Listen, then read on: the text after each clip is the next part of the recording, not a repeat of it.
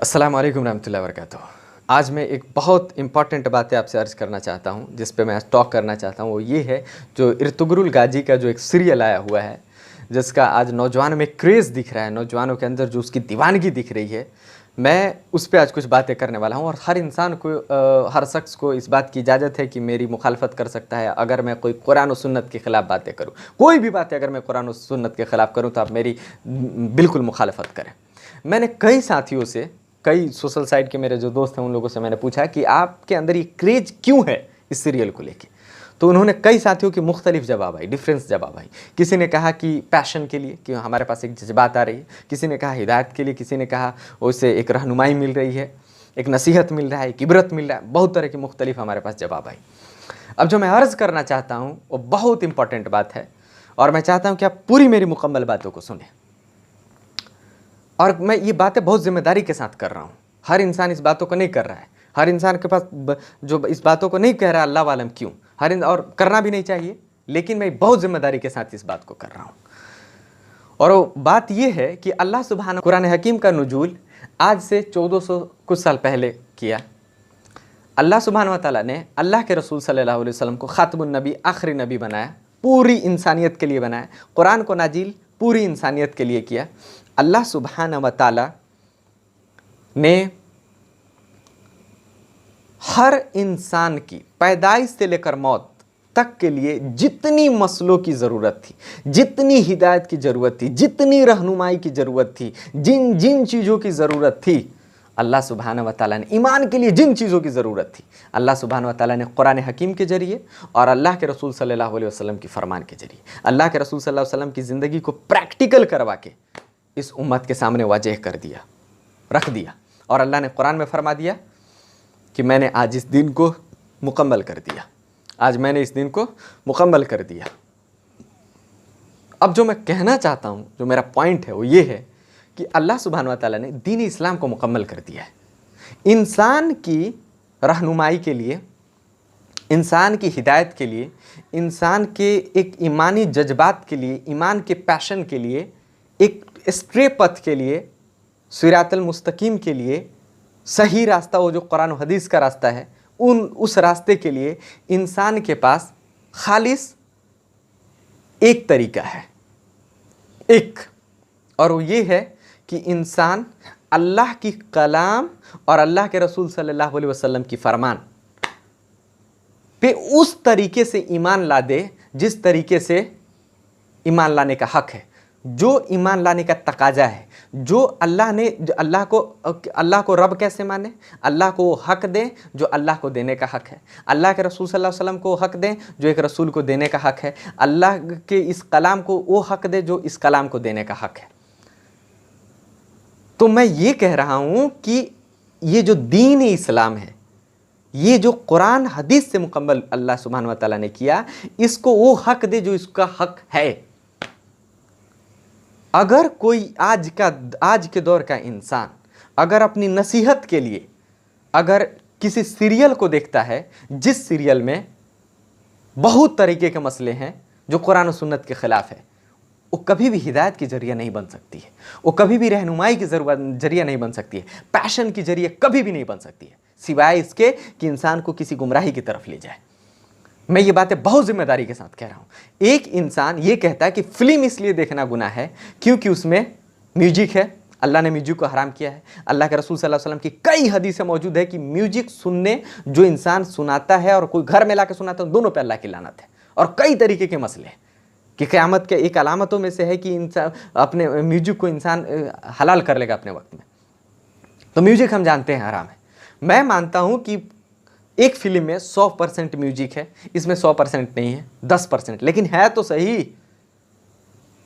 मैं मानता हूं कि किसी लड़की को सर खुले भी जिसको अल्लाह के रसूल ने कहा कि ये शर्मगाह है, अकल तस्लीम नहीं करती इस बात की आपकी।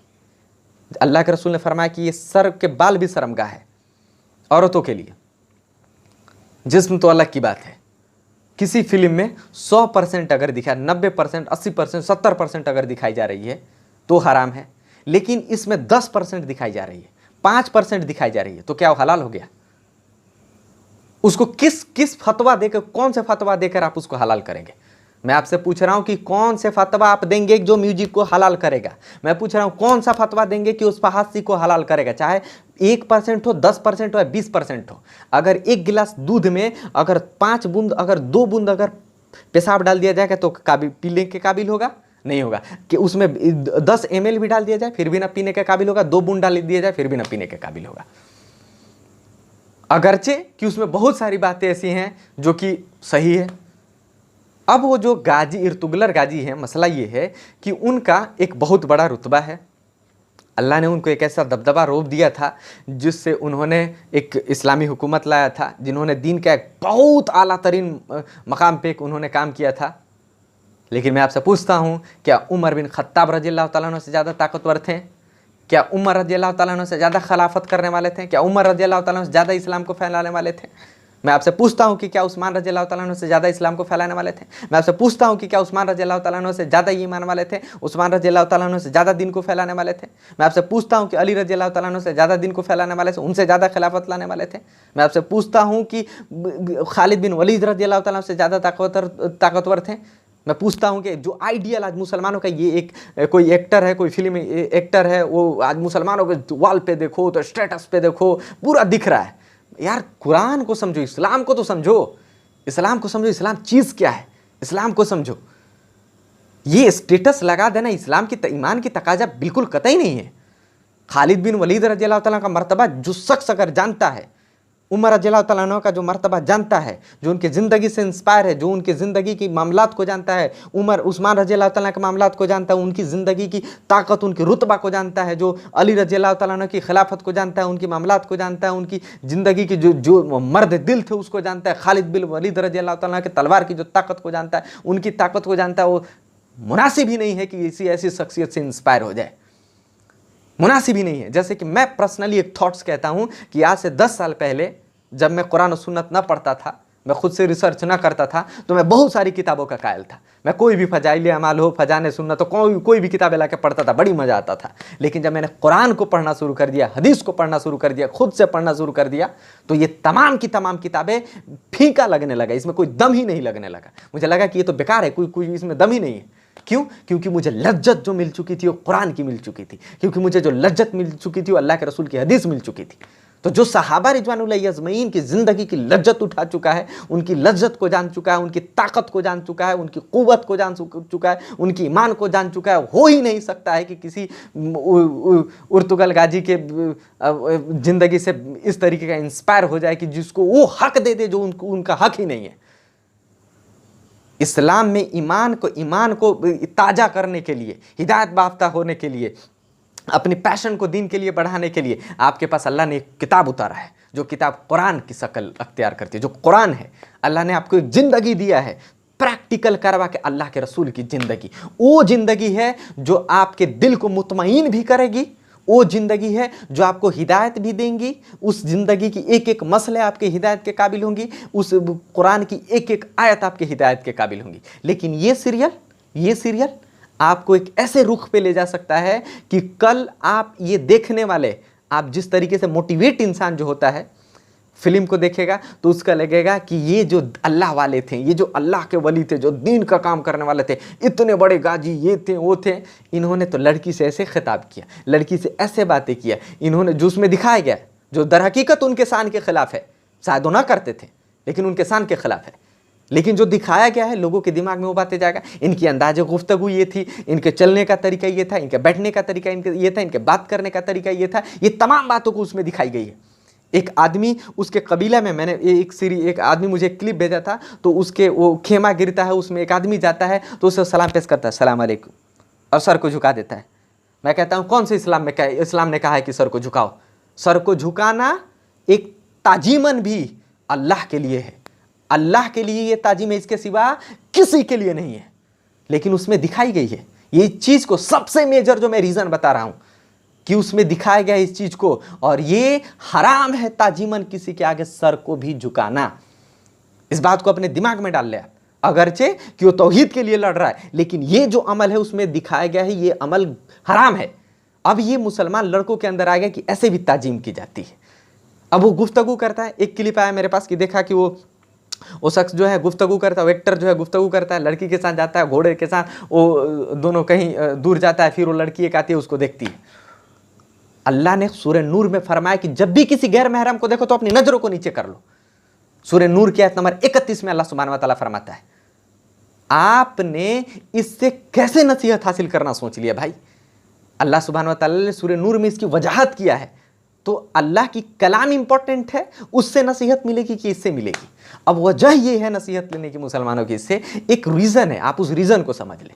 मुसलमानों के रग रग में, खून में, मुसलमानों के क्या, पूरी इंसानियत की, पूरी इंसानों के रग रग में जो खून में बातें भरी हुई हैं, फिल्म इंडस्ट्रीज आई, फिल्म इंडस्ट्रीज भरी हैं, टिकटॉक भरी हैं, यूट्यूब भरी हैं, पता नहीं किस किस किस्म का वो अजीबोगरीब एप्लीकेशन भरा हुआ है जिसमें फिल्म को अपलोड किया जाता है, वो गाने बजाने को अपलोड किया जाता है। ये एक इंटरटेनमेंट का जो सोर्स अंदर आ चुका है, इंटरटेनमेंट का जो जज्बा आ चुका है, इंटरटेनमेंट के जरिए जो समझने की सलाहियत आ चुकी है, आज इन लोगों ने इस्लाम को भी समझने के लिए इंटरटेनमेंट का एक स्रोत अपनाया है।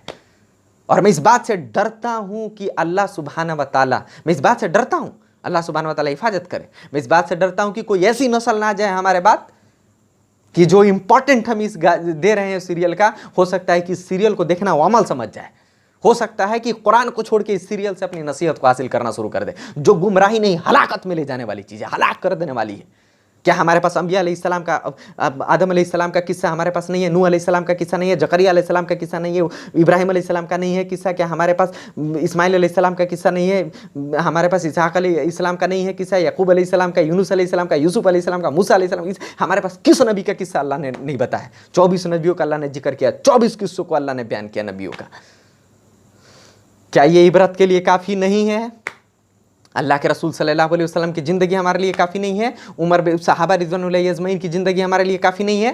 बिल्कुल काफ़ी है हमारे लिए। और हमें इसके अलावा अपने ईमान के लिए और किसी भी चीज़ की ज़रूरत नहीं। अगर ज़रूरत होती तो अल्लाह सुब्हानहू व तआला इसको अपने कलाम में या अल्लाह के रसूल सल्लल्लाहु अलैहि वसल्लम की पेशेंगोइयों में फरमा देता, उसकी वजाहत कर देता। तो हमें इसकी ज़रूरत नहीं है। अगर उन्होंने अच्छा किया तो मैं दुआ करता हूं कि अल्लाह सुब्हानहू व तआला उनको जन्नतुल फिरदौस में जगह दे, आला से आला मकाम दे। और हम दुआ करने वाले होते कौन हैं? हम तो अल्लाह से दुआ कर सकते हैं, दुआ इबादत है। हम तो अपनी इबादत कर रहे हैं कि अल्लाह को अपना रब मान रहे हैं और कह रहे हैं कि मेरे मालिक, मेरे अल्लाह, उनको जन्नतुल फिरदौस जन्नत में आला मकाम दे। लेकिन अगर उन्होंने बेहतर काम किया है, दीन के लिए एक उम्दा काम किया है, तो अल्लाह सुब्हानहू व तआला यकीनन उनको देने वाला है जन्नत।